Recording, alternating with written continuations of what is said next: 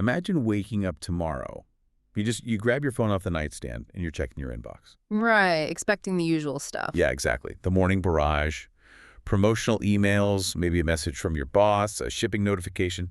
But sitting right there at the very top of your screen is a leaked, highly classified document. And it's dated March 24, 2026. And it explicitly tells you not to share it. It does. It doesn't ask for your credit card. Yeah. It's not, asking you to buy a ticket to some seminar. It doesn't even want your name. No, instead it identifies you, hypothetically, you, the person reading it, as a WASP. A wise and savvy person. Right. And this invitation is asking you, quite literally, to help overthrow global centralized governance, to architect a fundamentally new societal paradigm. Which is just the ultimate disruption. I mean, you aren't being invited to beta test a new app or join a social network. You are being invited to rewrite the source code of human civilization. Yeah. And when you read through the text, the tone, it isn't marketing speak. It reads like a manifesto built by engineers. Well, welcome to the deep dive. Today we have our hands on the foundational blueprint for this highly secretive, unreleased project called the Mother Game Governance Protocol. Or TMGG. TMGG, right. The mission of this deep dive is to tear this extraordinary document apart, examine the technical notes, the architectural frameworks, and really explore how it intends to completely rewire the way human beings organize themselves. Because it's a massive shift. It is. And to do that, we are going to put you, the listener, directly into the driver's seat. We're going to walk you through the exact first-person scenarios outlined in this text to see what the future of governance might actually feel like on the ground.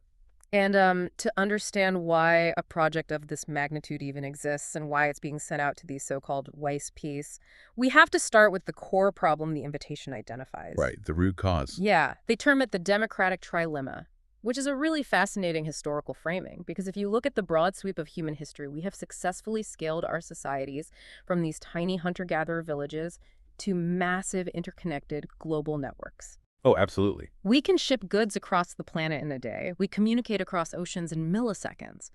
But our methods of collective decision-making, our governance, Stuck in the past. they have remained incredibly, almost embarrassingly primitive. They're universally centralized. And because they're centralized, they are inherently coercive. Okay, let's unpack this, because the document is pretty ruthless in its critique of where we are right now. Yeah. It argues that representative democracy, the gold standard we've been sold for centuries, has effectively failed. It has. It says it's been captured and heavily corrupted by the massive special interests it was originally designed to regulate. Precisely.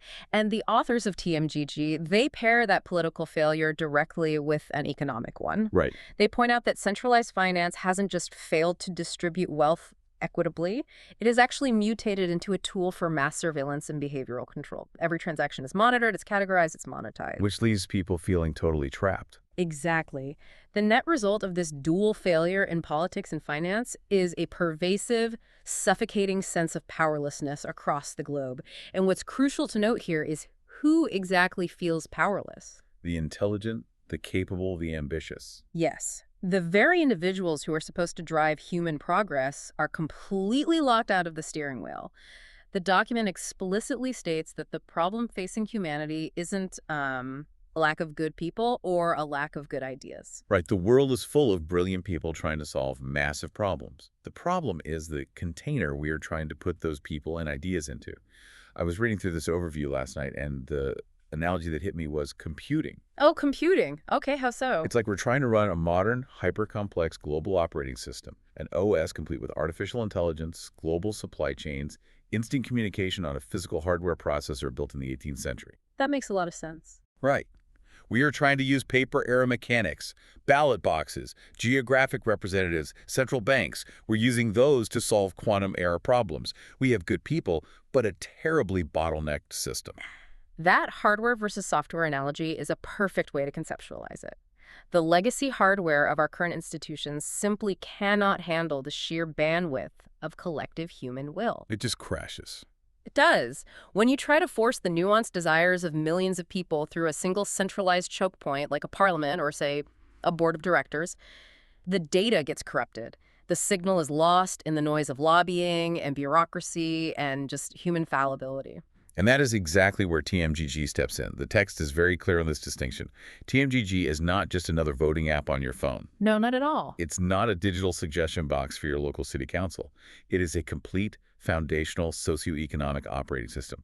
It is designed specifically for the digital age to give the 99% what the document provocatively reclaims as the mob of capable individuals the actual structural power to organize and execute.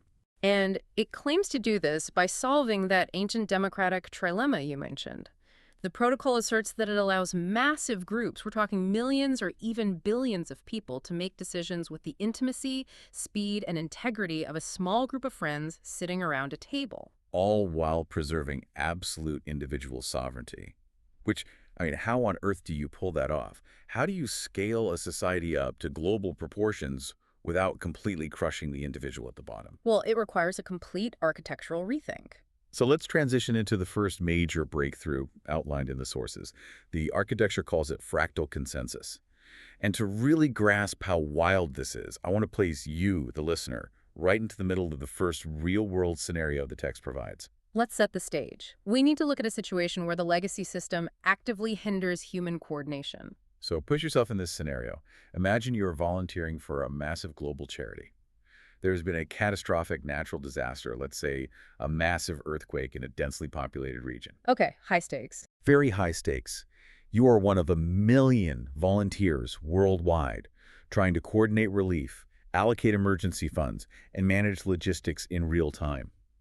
Normally, a 1 million-person charity is an absolute administrative nightmare. Oh, it's a rigid top-down bureaucracy. Exactly. You, the volunteer on the ground, actually seeing the destruction, feel like a tiny, voiceless cog in a giant, unresponsive machine.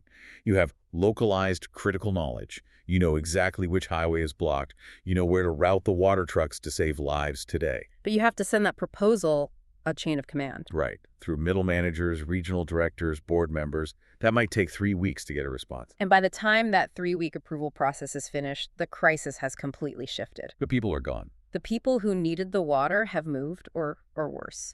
The traditional hierarchical model completely and utterly fails at real-time dynamic coordination at any meaningful scale. It is too slow, it's too rigid, and it's too far removed from the actual reality on the ground. Exactly. But in the TMGG protocol, that nightmare bureaucracy just vanishes. Even though there are 1 million people in this charity, and you are all trying to coordinate a massive global response, you only ever talk to 7 other people. And this is the genius of what the architecture notes call the fractal cube model. Let's break down how this actually functions for the user. Walk us through it. So you, as a participant in this global charity, open the TMGG interface. You are immediately placed into an 8-pack, a small interlocking group of exactly 8 people. Now, you aren't choosing your group based on who you like or who your friends are. You are randomly assigned to it through a distributed sortition algorithm. I want to pause right there because distributed sortition algorithm, that sounds like something out of a dense computer science textbook. How does the system actually pick the 8 people fairly without some central administrator playing favorites? It uses something called a cryptographically secure random beacon. A random beacon. Think of it like a perfectly fair, unhackable digital lottery machine that runs on decentralized mathematics rather than, a physical tumbler. Every set period, the beacon generates a completely unpredictable, verifiable string of numbers. Okay. The protocol uses that string to shuffle all 1 million volunteers and drop them into these discrete groups of 8. No human can predict it, and no human can manipulate it. So suddenly, you find yourself in a digital room with 7 strangers who are also part of this 1 million-person charity. And this is where the actual tangible governance happens. You don't send your idea to a suggestion box. You debate the logistics right there with those 7 people. You say, hey, listen, I'm looking at grid sector 4. The bridge is down. We need to propose routing the water trucks around the northern ridge. You talk it out. You talk it out face-to-face or voice-to-voice. If 5 to 7 out of the 8 people in your small group agree that your proposal makes sense, it reaches consensus. And here's the magic trick of the whole system. That decision then bubbles upward, recursively, through fractal layers. What's fascinating here is the underlying sociology and psychology of this specific number, 8. Right, why not 10? Why not 100? Exactly. Why not 80 people in a group? Why not a massive forum of 800? The protocol deliberately leverages the evolutionary limits of human sociology. Throughout most of our evolutionary history, we operated in very small tribes. Sure. In a group of 50,000 people, say, a modern stadium or a massive online forum, you have a mob. People hide in the crowd. Anonymity breeds extreme toxicity, and the loudest, most aggressive, or most extreme voices dominate the conversation. Nuance is completely destroyed. It really is. But in a group of 8, you have candor. You have a requirement for actual intimacy. You have vulnerability. You cannot easily hide in a room of 8 people. If you propose something totally selfish or ridiculous, 7 other human beings are going to look you in the eye, interrogate your logic, and call you out on it instantly. It's the difference between trying to shout your deeply nuanced, well-researched opinion in a roaring stadium of 50,000 people, just hoping someone with a microphone happens to hear you, versus having a productive, focused, respectful debate at a dinner party of 8. That's exactly it. At the dinner party, you actually get heard. You can persuade people using logic. You can be persuaded if someone points out a flaw in your plan. It treats adults like adults. And mathematically, this dinner party dynamic scales infinitely without ever breaking. Let's do the math on the fractal layers, because this is where the system becomes incredibly powerful. You have your base layer of 8 people. Okay. If they reach consensus, those 8 people choose one delegate to represent their specific decision. That delegate then goes to a second layer 8-pack, made up of 7 other delegates representing their own base group. So that second layer represents 64 people. 8 times 8. Right. The third layer represents 512 people. By the time you reach just the 6th layer of this fractal cube, an 8-pack is representing over 260,000 people. And at the 8th layer, you are representing over 16.7 million people. That is the aha moment right there. 8 to the power of 8 is 16 million. You can achieve direct, debated, rigorous consensus for a population the size of New York City in just 8 steps. Mm-hmm. And at no point in that entire massive process did anyone ever have to shout over a crowd. Never. No one ever had to debate more than 7 people at a time. Exactly. There is no central coordinator needed. There is no political party apparatus required. It is a highly repeatable, entirely mathematically auditable process that takes raw, messy, individual human discussion and refines it into a unified, actionable accord. Okay, I love the math. And the dinner party concept sounds beautifully utopian on paper. But we have to deal with reality. And this naturally brings up a massive, glaring red flag. Because we were talking about the internet here. Right, the real world is messy. Let's look closely at our disaster relief scenario. Your little 8-pack might be voting on how to allocate $10 million in emergency funds, or ordering tons of heavy equipment. How in the world do you trust the other 7 people at your table if you don't actually know who they are? Very real problem. And more importantly, if this is a purely digital decentralized system, what stops a malicious actor, a hacker, or a corrupt logistics company from just writing a script, cloning 1,000 fake accounts, swamping the random sortition algorithm, filling up the 8-packs, and voting to send the charities $10 million straight to their own offshore bank account? You're hitting on the absolute classic vulnerability of any decentralized digital system. In computer science, this is known as the Sybil attack. Sybil attack. Yeah, the name comes from a famous case study on multiple personality disorder. The concept is simple. If a system relies on majority voting, and I can easily and cheaply create infinite fake identities bots, basically then I can manufacture a fake majority and completely control the consensus. It's the reason most online polls are completely useless. Yeah. Exactly. The TMGG protocol recognizes that if it cannot solve the Sybil attack, the entire system is worthless. It solves this through a mechanism it calls the ironclad mask. It's a seemingly paradoxical combination of absolute unbreakable anonymity and undeniable unique humanity. Okay. The text details a technology stack that relies heavily on a foundational system called the Mother Game ID, or MGID. Right, and it specifically references integrating with an external protocol called human.tech and their concept of a human passport. I spent a lot of time in the technical notes trying to understand how this works because my immediate reaction was, wait, is this just a creepy global surveillance database? A lot of people would think that. Yeah. Do I have to send my passport and a retina scan to some server in Silicon Valley? That's the fear with legacy systems, yes. But TMGG utilizes zero-knowledge, or ZK, biometric proofs to prevent exactly that. Let's walk through, step by step, how you as a user would actually experience this, because the mechanism is vital. To get your MGID and enter the system, you have to prove to the protocol that you are exactly one unique living human being. This is one. You can't be a bot, and you can't be one guy running 50 accounts. So you might use the human.tech service to scan your biometrics like a facial scan or a palm print, verify your specific phone hardware, or leverage an incredibly dense web of trust network where other verified humans vouch for your physical existence. You do this verification process exactly once. Use once. But, and this is the critical paradigm-shifting part, the system does not store your face, your name, your IP address, or your government ID. I need to understand this zero-knowledge proof concept because it sounds like magic. How can I prove to a system that I am me without telling the system who I am? Think of it using a classic analogy. Imagine you have a large, incredibly complex Where's Waldo picture. Okay, I love Where's Waldo. You want to prove to me that you know exactly where Waldo is, but you absolutely refuse to show me where he is on the page because you want to keep that secret. How do you do it? Oh, I guess I could take a giant piece of opaque black cardboard, cut a tiny Waldo-sized hole in the middle of it, and place it over the book so that only Waldo shows through the hole. Yeah. Exactly. You see Waldo, so you know I found him, but because the rest of the page is covered, you have no idea what his coordinates are. Exactly. You have provided a zero-knowledge proof. You proved you possess specific knowledge Waldo's location without revealing the knowledge itself. The human.tech cryptography works similarly. Your device takes your biometric data, generates a massive mathematical proof that says, hey, this data belongs to a unique living human who has never registered before, and submits only the proof to the network, destroying the raw biometric data instantly. So what I get back is just a cryptographic token, a portable ZK credential. It's like a mathematical guarantee that the network can read, which says, we have absolutely no idea who this entity is.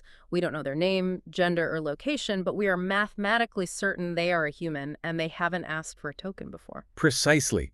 Once you have that completely detached credential, the TMGG app running locally on your own device mints your unique anonymous mother game ID. The central verification service is never touched again. Wow. So let's go back to our charity scenario. You sit down at your fractal dinner party. The system knows absolutely, with cryptographic certainty, that there are exactly 8 distinct human beings at the table. It knows none of you are bots. It knows none of you are the same person using multiple accounts to rig a vote. But it never knows your real-world identity. You are a verified ghost. I have to push back hard here, though. Let's play devil's advocate, because human nature is messy. If I am sitting at this table allocating millions in charity funds, and I am completely irrevocably anonymous, what stops me from acting like an absolute tyrant or a troll? Sure, yeah. What stops me from just refusing to cooperate and burning the whole process down? We all know that anonymity usually brings out the absolute worst in human behavior on the internet. Give a person a mask and they will show you their true face. If there are no real-world consequences, if I can't be fired or sued or shamed on social media, people tend to set things on fire just to watch them burn. It's a very valid concern. Unchecked anonymity without consequence is a recipe for complete structural collapse. This is exactly why the protocol introduces the Trusted Reputation System, or TRS. Okay. The Invitation Manifesto is very clear on this point. TMGG is not a lawless free-for-all. It is a strict mathematical meritocracy. Your reputation is portable, and it is permanently, irreversibly attached to your anonymous MGID. So, to use a metaphor, you are a ghost, but your deeds cast a permanent shadow. That is a beautiful way to put it. You are judged entirely by your demonstrated responsibility and behavior within the system over time. Let's play out your devil's advocate scenario.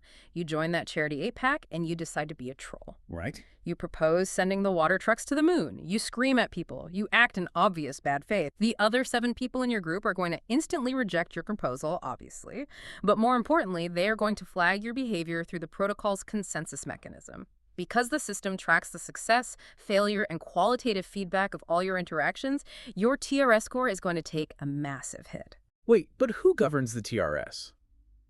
If my 8-pack maliciously tanks my score because they just personally don't like my entirely valid proposal, am I just digitally exiled forever? That sounds like mob rule at the micro level. It's a great question. The TRS isn't based on a single interaction. It's a moving average of your historical interactions across hundreds of different random 8-packs over time. Okay, that makes more sense. If one group is malicious, it's a statistical blip. Furthermore, if you believe you are being targeted unfairly, you can trigger a resortition requesting to be placed in a different 8-pack. Yeah. The law of large numbers ensures that over time, your score accurately reflects your genuine utility and cooperativeness. If you are consistently acting in bad faith, your score drops. And if your score tanks, you lose actual structural influence. The document says that falling below certain TRS thresholds means you lose the ability to make proposals at all. You might only be allowed to vote, or you might have to spend months rebuilding trust by participating constructively in lower-stakes decisions before you're allowed back into a high-stakes 8-pack. Right.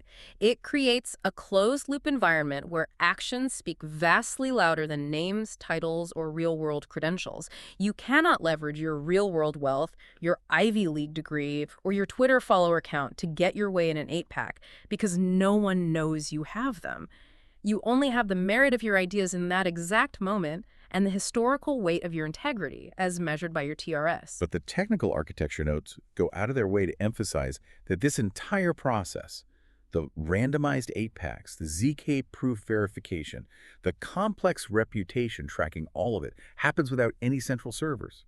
There is no TMGG Inc. sitting in a glass building in Silicon Valley hosting this entire governance platform on Amazon Web Services. And that is a monumental engineering feat. If we connect this to the bigger picture, a central server is the ultimate central point of failure.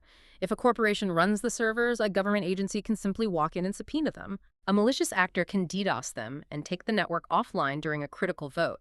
A CEO can wake up on the wrong side of the bed and decide to shut the platform down entirely because they don't like the politics of the users.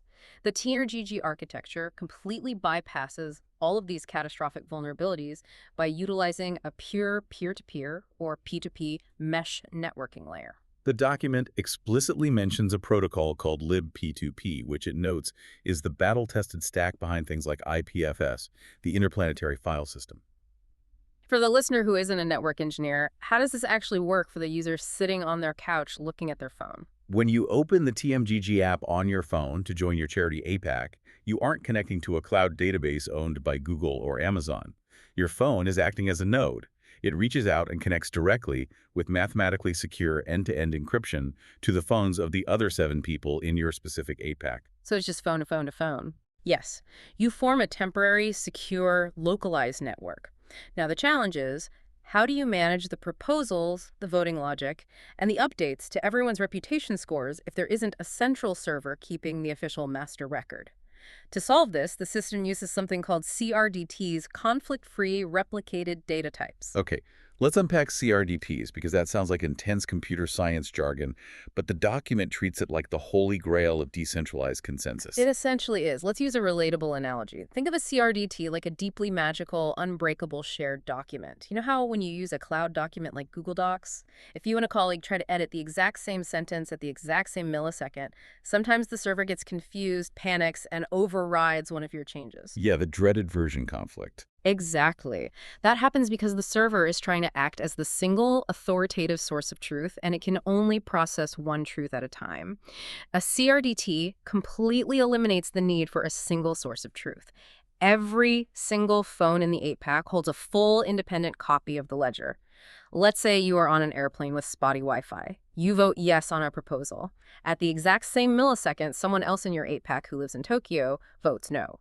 Both of your phones record the action locally. Okay. When your phone reconnects to the network seconds or minutes later, the underlying mathematical structure of the CRDT allows both phones to independently merge those actions into a final, identical, mathematically proven state without ever needing a boss server to arbitrate who was first. That is mind-blowing. So the data, the charity proposals, the routing maps, the reputation scores, they don't live in a data center. They live in the encrypted spaces between the users. They live directly on a distributed mesh network of millions of phones. You literally cannot shut the system down unless you figure out how to shut down the entire global internet simultaneously. Precisely. It turns the governance structure into something as resilient and decentralized as the internet itself. There are no corporate servers to censor, no data centers to subpoena, and no switch to flip off. It is an unstoppable protocol. That level of resilience is wild.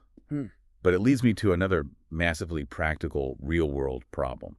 We've established that I'm sitting in this decentralized, perfectly anonymous, mathematically secure 8-pack.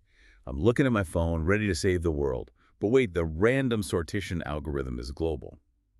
What if it paired me, an English speaker in Chicago, with a farmer in rural Korea, a civil engineer in Germany, and a teacher in Poland. Right, the language barrier. How are we having this intimate, highly nuanced dinner party debate about disaster logistics if we don't speak the same language? And Right. furthermore, if we're using voice chat to communicate quickly, wouldn't my actual physical voice completely give away my identity, instantly ruining the entire ironclad mask of anonymity we just spent all this time building? This raises an incredibly important question about the practical, physical limits of globalization and anonymity. If you mandate that the protocol runs entirely in English, you instantly disenfranchise billions of people across the global south and non-Western nations. If you force people to use their real voices, you instantly open the door to vocal fingerprinting by state intelligence agencies, not to mention unleashing all of our subconscious gender biases, racial biases, and class biases. Totally. The protocol addresses this head-on with a suite of features that center around what it calls the scrambled voice. Here's where it gets really interesting. I was reading the technical breakdown of this specific feature, and I had to put the document down because it feels like we are suddenly living in a high-concept science fiction novel. The document explains that these 8-pack meetings are held over WebRTC, which is just standard peer-to-peer real-time audio technology, the same stuff that powers standard internet phone calls. But what happens to the audio before it leaves your phone and hits the other person's ear is incredible. The primary architectural goal here is to protect the user's identity while perfectly preserving the nuance and intent of human speech. When you speak into your phone to argue your point, your voice is captured locally and run through a lightweight, on-device AI synthesis model. It instantly strips away your unique vocal characteristics, your pitch, your timbre, your regional accent, the gravel in your voice, and everyone else in the 8-pack hears your exact words spoken in a perfectly neutral, pleasant, synthetic voice. Or if you are incredibly paranoid about security. Yeah. Say you are a whistleblower in a hostile regime. You don't even have to speak. You can just type your thoughts into the chat interface, and the system uses text-to-speech to synthesize it for the group, giving you maximum plausible deniability. You are totally physically insulated from the digital avatar presenting your ideas. Exactly. But the language barrier still exists. This is where the local translation stack comes into play. And I must emphasize the word local, because if you capture the audio and send it up to an OpenAI or Google Cloud server for translation, you've just breached the entire privacy protocol. You've handed a centralized corporation the keys to your thoughts. Right. So everything, the transcription, the translation, the synthesis has to happen directly on the physical hardware of the phone in your hand. The document lists the specific open source AI models that make this seemingly impossible feat a reality. First, it uses an incredibly efficient AI called Whisper for speech-to-text. So I speak English, and Whisper transcribes my audio into English text instantly, locally on my phone's chip. Then it hands that text file over to a translation model called NLLB, which stands for No Language Left Behind. NLLB is a highly compressed model capable of translating between over 100 languages with incredible accuracy. It takes your English text and simultaneously translates it into Korean for the farmer, German for the engineer, and Polish for the teacher. And finally, it uses a third model, something like Coqui XTTS, to take that translated text and synthesize it back into natural-sounding speech in the target language. So let's visualize this. I speak English into my phone in Chicago. A split second later, the Korean farmer hears my exact logistical argument, spoken in completely fluent Korean, delivered in a neutral, calm, synthetic voice. It's seamless. And all of this heavy AI processing is happening inside an app that the document claims has an install size of under 100 megabytes. How is that even possible? It's a testament to the recent leaps in edge computing and model quantization. Engineers have figured out how to compress the brain of these massive AI models so they can run efficiently on the neural processing units built into modern smartphones without draining the battery or melting the processor. It is a real-time, peer-to-peer universal translator that simultaneously acts as an impenetrable witness protection voice scrambler. What's truly wild to me isn't just the tech, though. It's the sociological implication. Think about what happens to human interaction when you systematically strip away all of those physical layers. This isn't just a neat technological trick to facilitate a smooth meeting. It is the deliberate structural eradication of inherent, subconscious human biases. That is the profound realization here. Think about a traditional board meeting or a town hall. When someone stands up to speak, before they even open their mouth, the audience has judged them. Oh, absolutely. I see exactly where you're going with this. When you join a TMGG APAC, you are blind. You cannot see the person you are debating. You cannot hear their gender. You cannot guess their age from the crackle in their voice. You cannot judge them based on their regional accent, their vocabulary, or whether English is their second language. All of the visual, linguistic, cultural, and social markers that we traditionally use almost always unfairly to judge a person's credibility and worth are completely mathematically gone. You are forced, absolutely structurally forced, to judge the other 7 people purely on 2 metrics: the rigorous logical merit of the ideas they are presenting in that exact moment, and the historical integrity of their trusted reputation system score. It is a pure, frictionless marketplace of ideas. It creates a scenario where the best, most efficient idea can truly win, regardless of whether it comes from a billionaire hedge fund manager sitting in a Manhattan tent house or a teenager sitting in an internet cafe in a remote village. Because neither of them knows the status, the wealth, or the background of the other. It levels the playing field of human influence in a way that has never been possible in the history of our species. That is profound. It really makes you rethink what fairness actually looks like in a democratic debate. If we remove the charisma, what are we left with? But let's shift gears entirely, because while organizing a global charity or debating the philosophy of bias is great, the real world runs on hard economics. Yes, it does. We've established how to communicate securely and fairly. But how does this entire utopian KMGG system interact with the brutal, profit-driven reality of the real-world economy? Talk is cheap, but allocating capital requires stakes. Let's pivot to the second first-person scenario provided in the source material to see how this works with money. A very different context indeed. Let's look at the corporate world. Exactly. So put yourself in this new scenario. Imagine you are a retail shareholder in a massive, multinational, publicly traded corporation. Let's say a tech giant. In the legacy system we live in today, being a retail shareholder is basically economically meaningless when it comes to governance. Totally powerless. Proxy battles decide everything.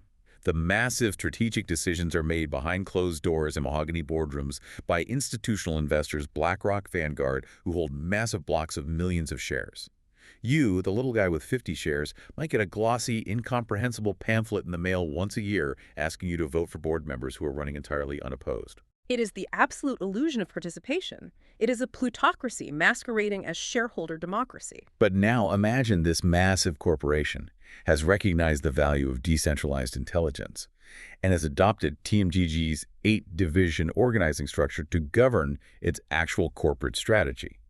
You aren't just passively holding a stock ticker on a brokerage app anymore.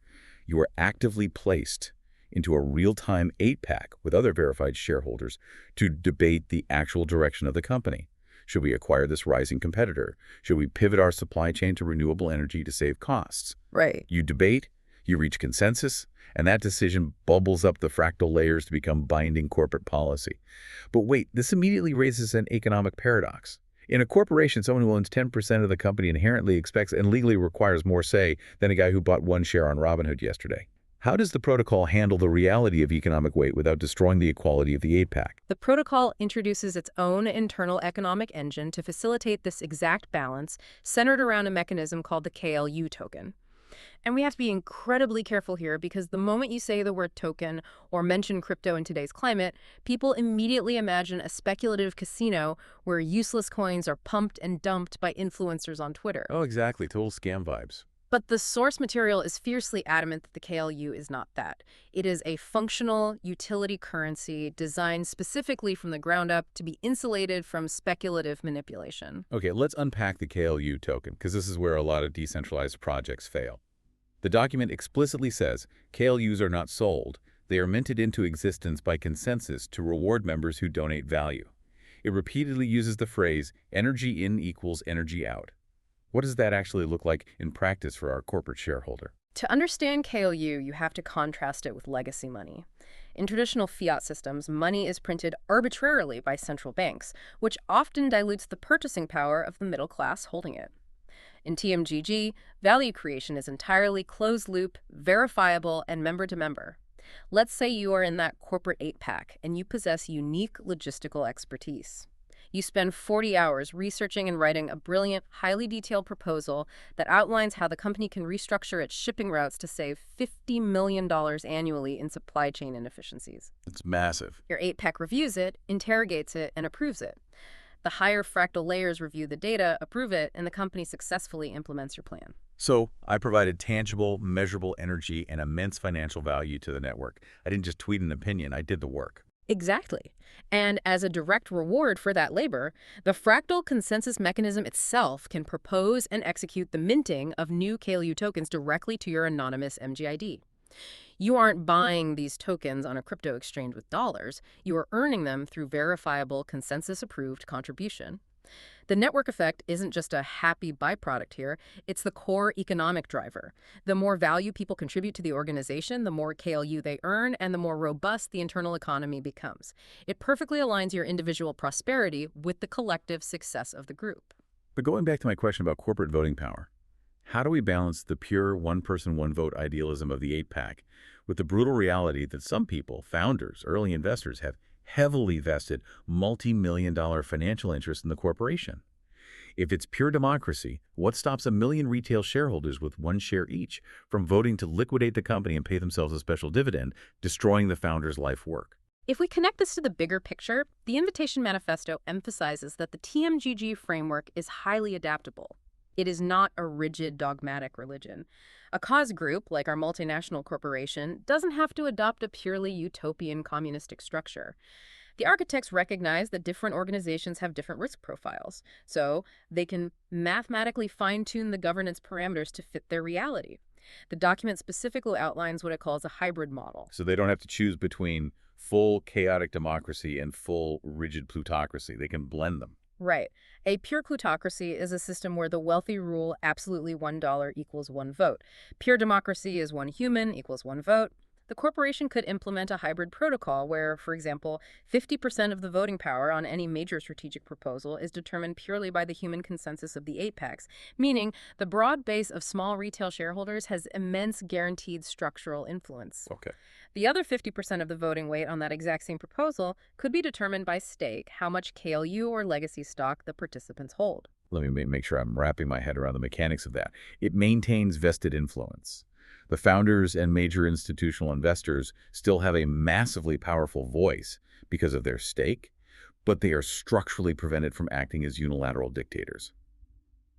Even if an institutional whale owns 40% of the company, they still need to win over the human consensus side of the protocol to reach the necessary threshold to pass a policy. It completely neutralizes the hostile corporate takeover because a massive hedge fund can buy a majority of the stock, but they literally cannot buy the human side of the vote. It creates a stunningly elegant, mathematically enforced balance of power. It protects the organization from the volatility of mob rule, while simultaneously protecting the mob from the extractive nature of oligarchs. It is a scalable framework that can be beta tested in a single corporate department, say, letting the engineering team govern their own budget, or scaled up to run the entire global entity. It sounds incredibly powerful, revolutionary, really. But that sheer power leads us directly into the most terrifying part of this deep dive. If this system is actually as powerful as the leaked documents claim to be, if it can successfully coordinate millions of people, manage billions of dollars, and bypass legacy financial controls in a completely decentralized, uncensorable way, then incredibly powerful, deeply entrenched entities are going to try to break it. They will have to. It's an existential threat to the current power structures. It is the definition of an existential threat to centralized power. If TMGG works, the middlemen who currently run the world become obsolete overnight. So let's look at the final scenario to understand how TMGG defends its citadel. Imagine you aren't just organizing a charity or voting in a corporation. Imagine you are part of a massive grassroots political movement. You are using the fractal 8-packs to develop highly effective policy, raise massive amounts of untraceable capital, and direct real-world political representatives in real time. Millions of citizens are involved, and the movement is genuinely threatening the status quo. Okay, things are getting serious. Very serious. Suddenly, a hostile state actor, let's say a massive foreign intelligence agency like the CIA, or even a domestic security apparatus, decides this movement needs to be neutralized immediately. They want to infiltrate it, hijack the policy generation, and steer the movement off a cliff from the inside. This is the ultimate stress test of the protocol. When the stakes escalate to global geopolitics, the attackers have effectively unlimited resources, unlimited computing power, and highly trained personnel. Exactly. So let's run through the attack vectors. Attack vector number one, the Sybil flood. If I'm a hostile intelligence agency with a black budget of billions, why don't I just spin up a massive server farm in the desert, create 2 million fake TMGG accounts, swarm the random sortition algorithm, fill up the 8-packs with my bots, and simply outvote the real human citizens to dismantle the movement? We touched on the mechanics of this earlier, but this scenario is exactly where the human.tech zero-knowledge proofs show their teeth. The intelligence agency, despite its supercomputers, cannot mathematically forge those cryptographic proofs of unique humanity. To get 2 million valid MGIDs, the agency would literally need to find 2 million actual, distinct, living human beings, convince them to verify their biometrics or hardware through the protocol, and then somehow confiscate and control their local devices. It is physically, logistically, and computationally impossible to automate the creation of these accounts at scale. Okay, so the automated bot swarm is effectively stopped at the gate by the cryptography. But the document mentions an additional layer of economic defense against fake accounts called identity staking. How does that fortify the walls? Right. To further insulate the system from a highly motivated, well-funded adversary trying to slowly accrue fake identities over time, a high-stakes cause group like a political movement can require its members to stake a small amount of KLU tokens just to activate their proposal rights. If an intelligence agency somehow managed to slowly bribe or coerce 1,000 real people to create accounts and hand them over, the agency would then have to tie up massive amounts of real capital, state KLU, to arm those accounts with voting power. And if those accounts act maliciously, that staked capital is burned. It makes the cost of a Sybil attack economically devastating, even for a state actor. So if they can't use bots, they'll resort to brute force noise. Attack vector number two, the troll farm. What if the agency just hires 1,000 people in a warehouse, gives them legitimate verified accounts, and tells them to flood the system with ridiculous low-effort spam proposals? Just paralyze the political movement with sheer noise. Let's vote on what color the sky should be, or let's defund our own movement 10,000 times a day across every 8-pack. The protocol is structurally designed to let that noise die in the basement layer without ever disturbing the broader network. First, you have the minimum trusted reputation system scores. A brand new account, or an account with a low score, simply does not have the protocol permissions to propose a global policy change. They have to earn that right through months of verified constructive behavior. Second, remember the random sortition algorithm.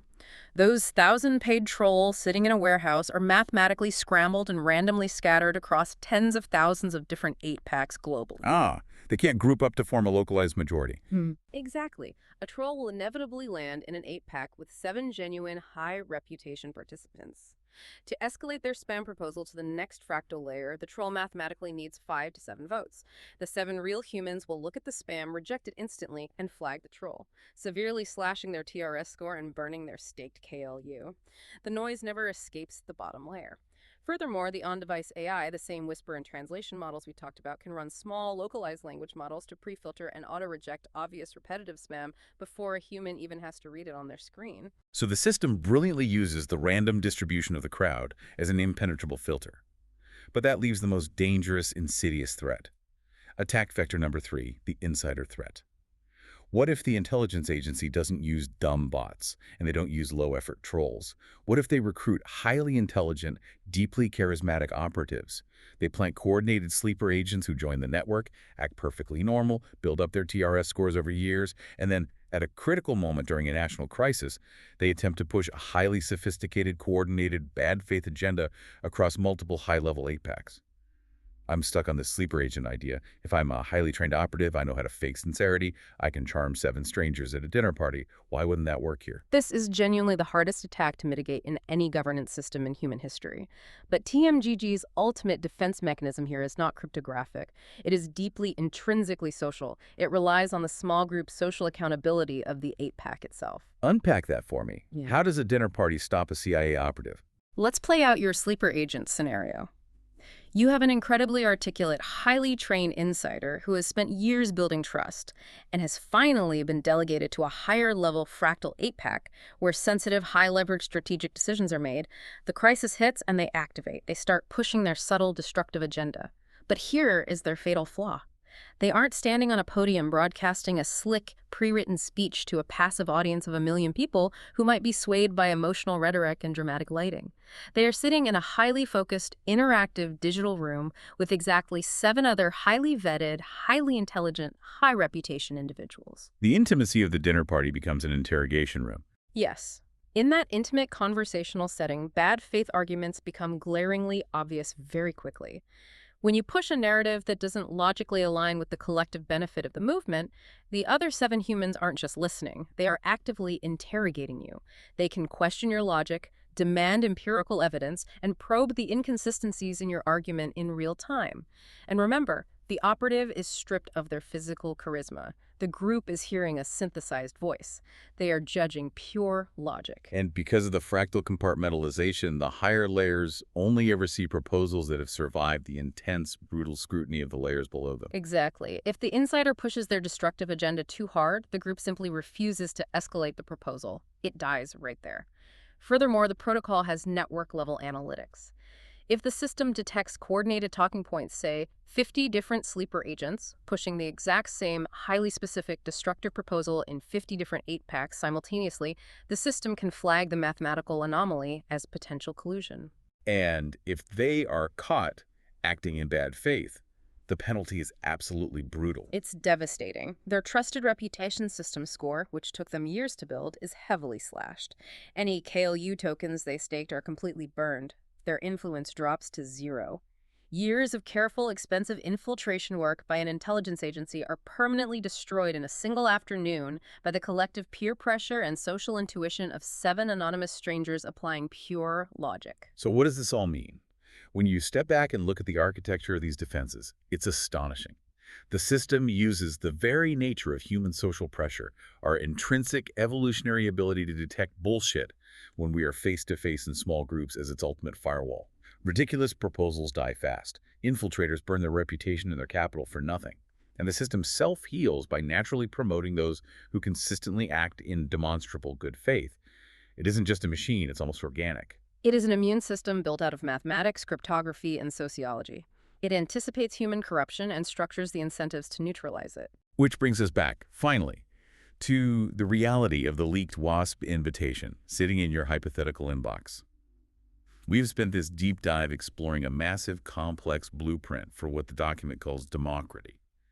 A highly sophisticated system where the individual remains perfectly sovereign, perfectly protected, and perfectly anonymous over the group.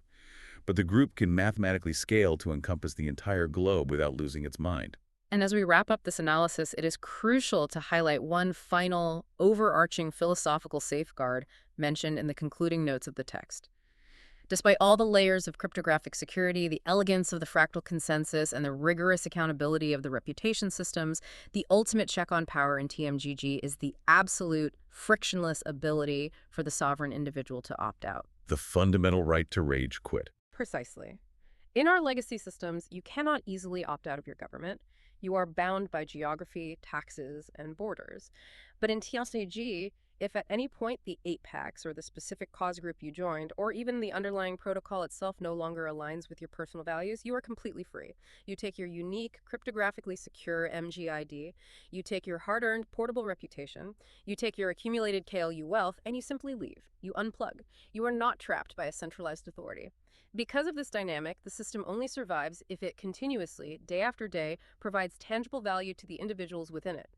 The moment the system becomes coercive or extractive, the users simply walk away and the protocol dissolves into nothing. It fundamentally flips the relationship between the citizen and the state.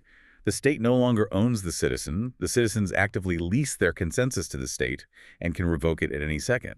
So I want to leave you, the listener, with a final provocative thought to mull over as you digest the sheer scale of this blueprint.